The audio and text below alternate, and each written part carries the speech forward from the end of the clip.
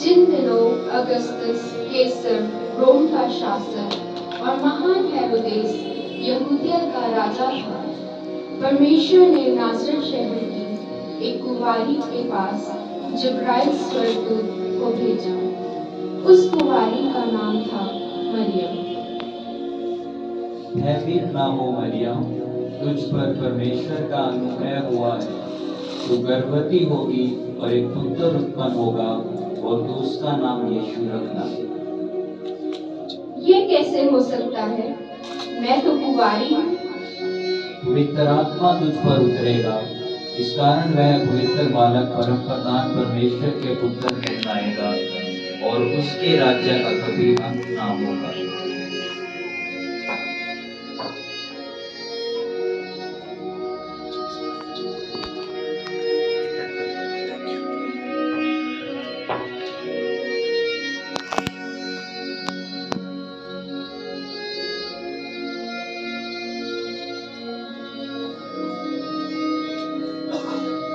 जब मरियम की मंगनी यूसुफ के साथ हो गई, तो उनके इकट्ठे होने से पहले ही वे पवित्र आत्मा की ओर से गर्भवती पाई गई। अर्थात उसके पति यूसुफ ने, जो धर्मी था, उसे बदनाम करना नहीं चाहता था, उसे चुपके से त्याग देने का विचार किया।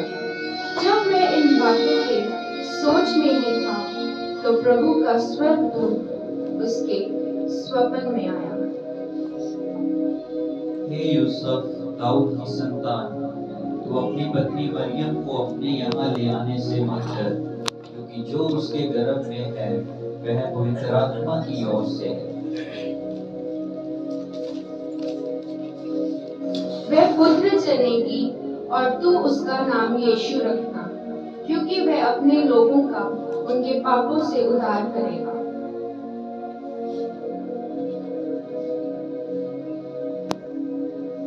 तब यूसुफ नींद से जागकर प्रभु के दूत की आज्ञा के अनुसार अपनी पत्नी को अपने यहाँ ले आया।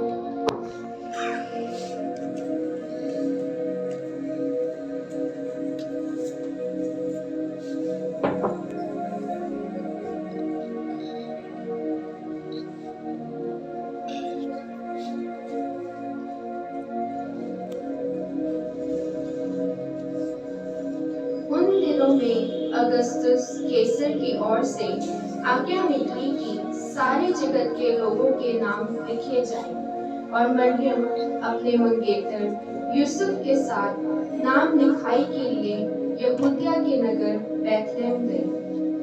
पर बैतलहम में उन्हें ठहरने की जगह न मिली।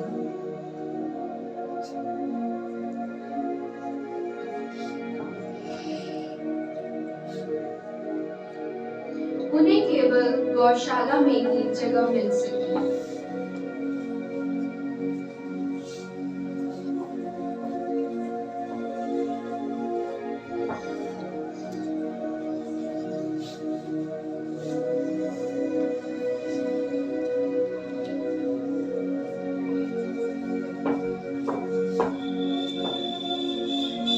देश के उस भाग में कुछ चरवाहे रात के समय अपनी भेड़ों की देखभाल कर रहे थे।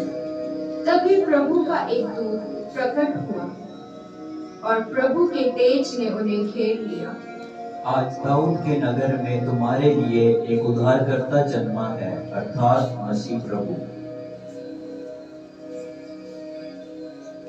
चरवाहे तुरंत ही चरनी में जन्मे नवजात शिशु को देखने चल पड़े। वे उन प्रथम लोगों में गिने गए जिन्होंने कुंवारी माता द्वारा उद्धारकर्ता के जन्म का सुसमाचार फैलाया।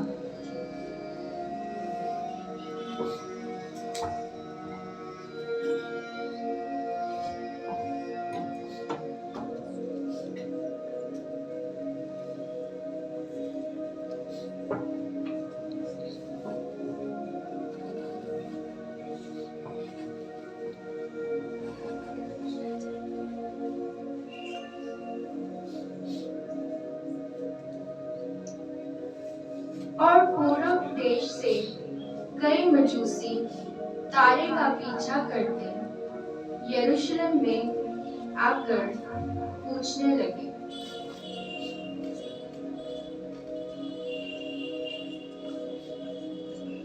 यहूदियों का राजा जिसका जन्म हुआ है कहाँ है?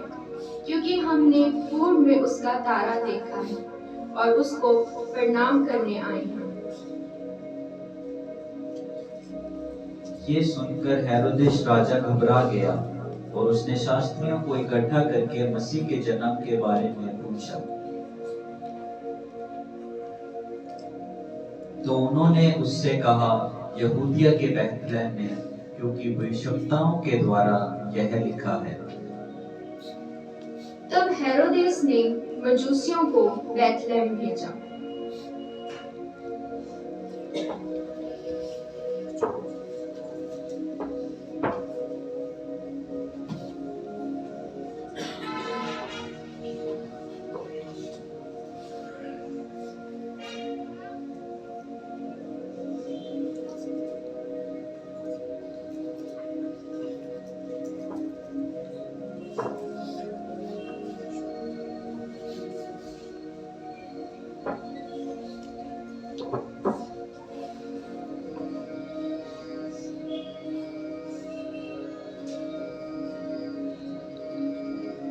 और जिस तारे का पीछा करते मजूसी चल रहे थे, वह तारा जहाँ बालक था उस जगह के ऊपर पहुंचकर ठहर गया। उन्होंने उस घर में पहुंचकर उस बालक को उसकी माता मरियम के साथ देखा और मुंह के बल गिरकर बालक को प्रणाम किया और सोना, लोबान और गंधरस की भेंट चढ़ाई।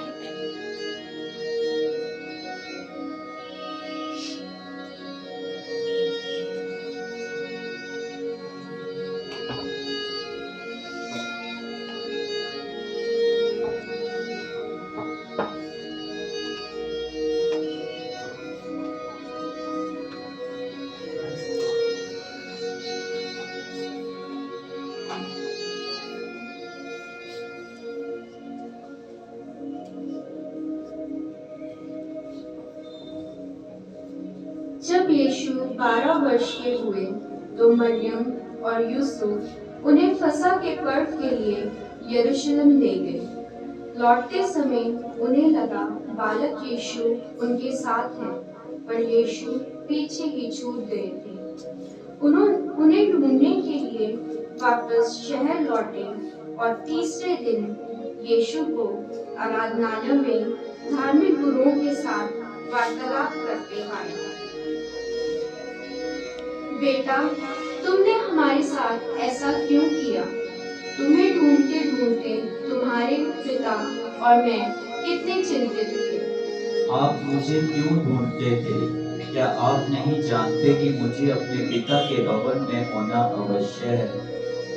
और यीशु उनके साथ नासरत वापस लौटे और परमेश्वर और मनुष्य के अनुग्रह में बुद्धि और शरीर से बढ़ने लगे।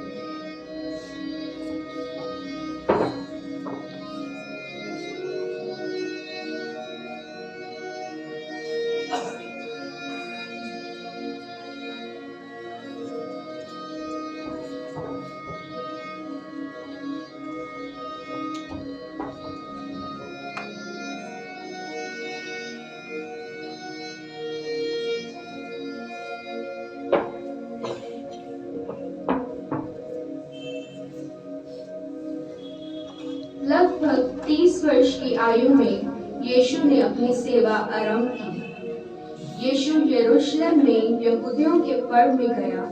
वहाँ भेड़ फाटक के पास एक कुंड है जो इब्रानी भाषा में बैतसैदा कहलाता है।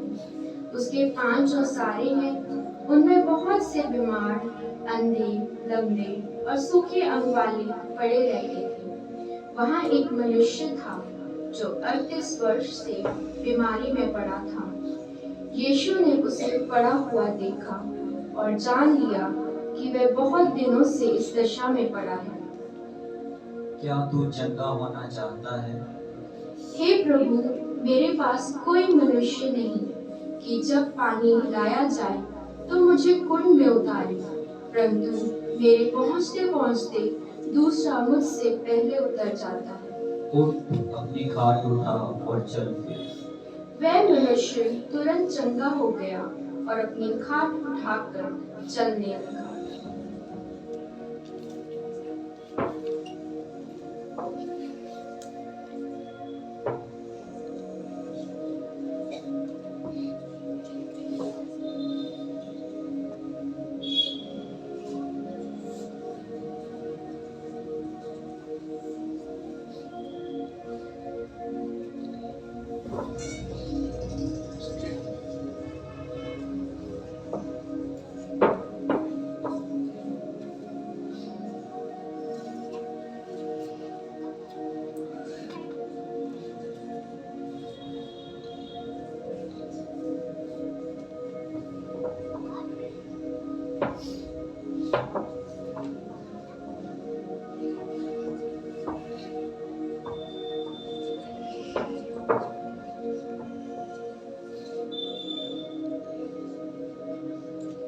फिर यीशु एक पहाड़ पर अपने चेलों के साथ बैठ गया। यीशु ने अपनी आंखें उठाकर एक बड़ी भीड़ को अपने पास आते देखा।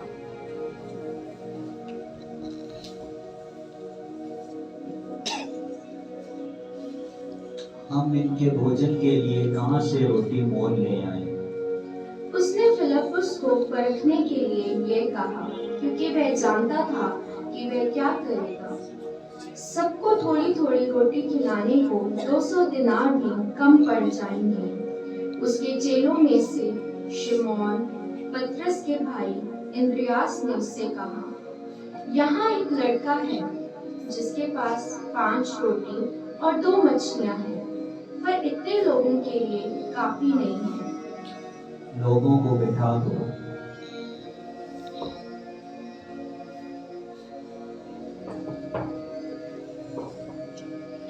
तभी सब बैठ गए और यीशु ने रोटियां ली और धन्यवाद किया और बैठने वालों को बांटी।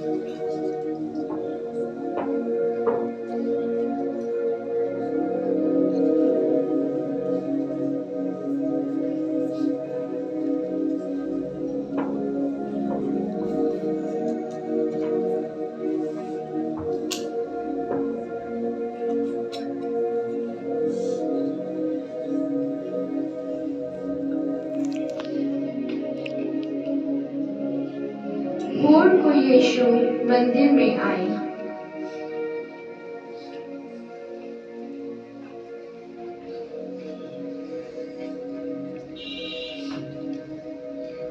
सब लोग उसके पास गए और वो बैठकर उन्हें उपदेश देने लगा।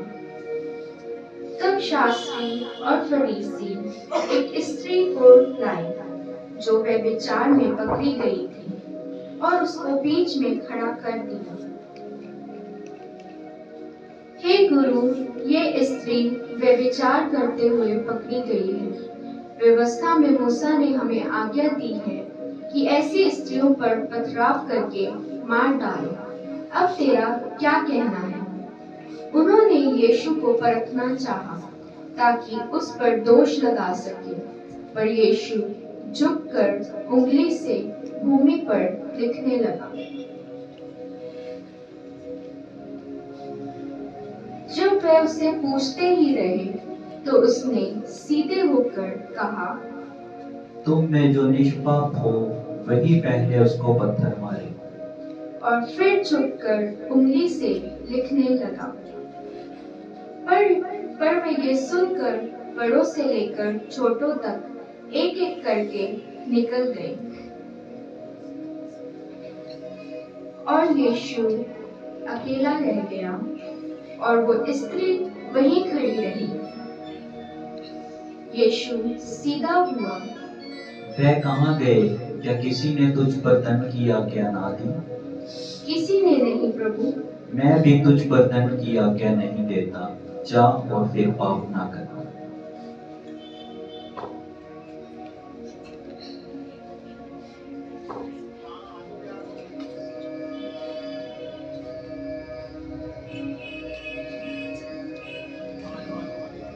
फिर वे यरीहो में आए, और जब वह और उसके चेले और एक बड़ी भीड़ यरीहो से निकलती थी, तब तिमाई का पुत्र बरतिमाई, एक अंधा भिखारी, सड़क के किनारे बैठा था।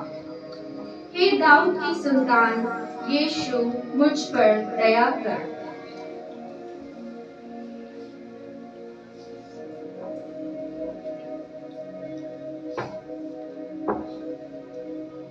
मैं तेरे लिए क्या करूं? हे रब्बी, मैं देखना चाहता हूँ। तो देख, तुम्हारे विश्वास ने तुम्हें चंगा किया।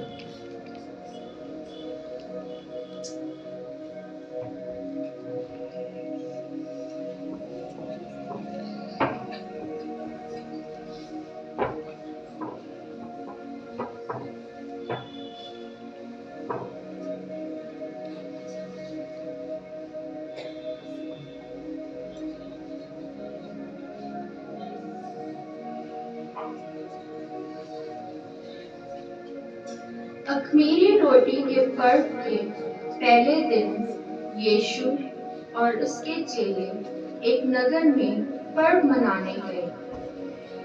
जब सांझ हुई तो वह चेलों के साथ भोजन करने के लिए बैठा।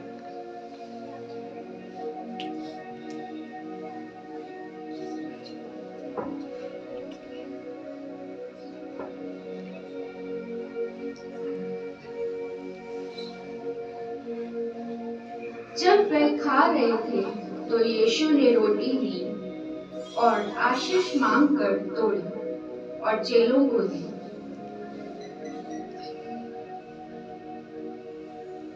लो खाओ, यह मेरी देह है। फिर उसने कटोरा लेकर धन्यवाद किया और उन्हें देकर कहा, तुम सब इसमें से पियो। यह कटोरा मेरे उस लहू में जो तुम्हारे लिए बहाया जाता है नई वाचा है। मेरी याद में ऐसा ही किया करो।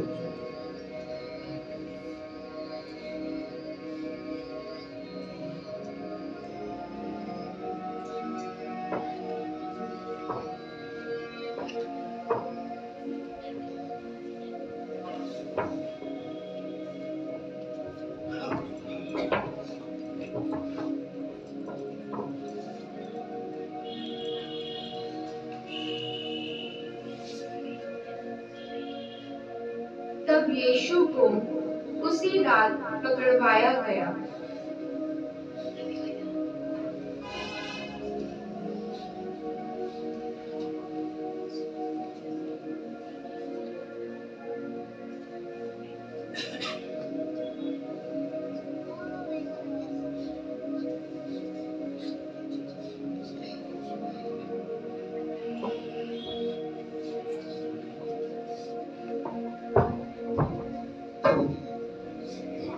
और अगले दिन गोलगता अर्थात खोपड़ी के स्थान में क्रूस पर चढ़ाया गया।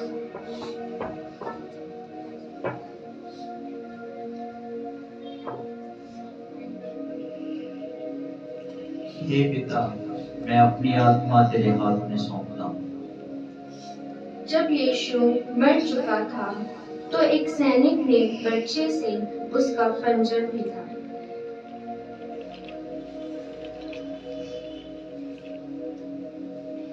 इन बातों के बाद अरमतिया के यूसुफ और निकोदेमुस ने, जो यीशु के चेले थे, यीशु का शव लेकर निकट की कब्र में, जिसमें कोई ना रखा गया था, वहां रखा।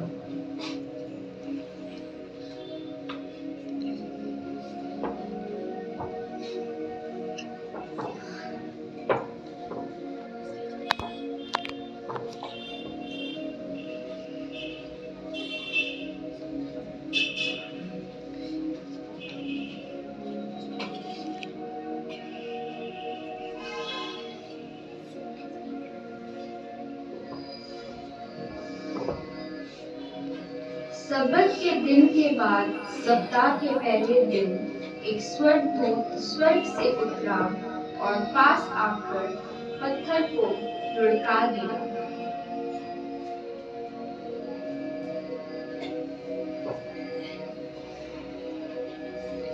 और अपने वचन के अनुसार यीशु जी उठा।